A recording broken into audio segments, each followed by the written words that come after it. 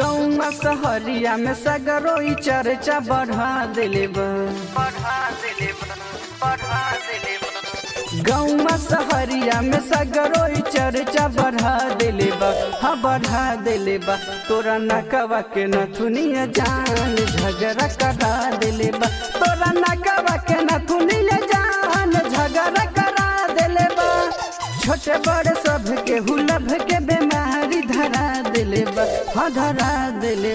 तोरा नकवा के नथुनिया जान झगड़ा करा दिले तोरा नकवा के नथुनिया जान झगड़ा करा दिले तोरा नकवा के नथुनिया जान झगड़ा करा दिले झगड़ा करा दिले तोरा नकवा के नथुनिया कान में के झुमका गोरी जब जब झुमका वेलू देख के साभे हिल जाला जब गाल से बहल हटा हवेलू गाल से बहल हटा हवेलू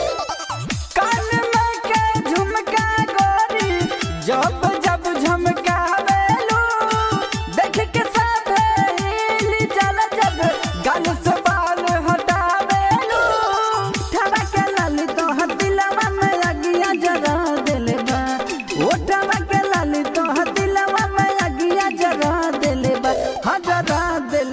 तोरा नकवा के नथुनिया जान झगड़ा करा दिले तोरा नकवा के नथुनिया जान झगड़ा करा दिले तोरा नकवा के नथुनिया जान झगड़ा करा दिले झगड़ा करा दिले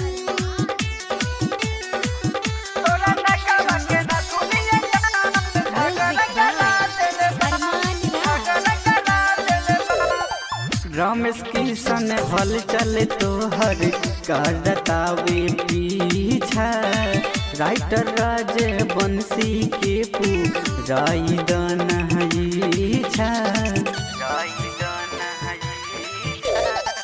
रमेश किशन हल चले तोहर करतावे पीछा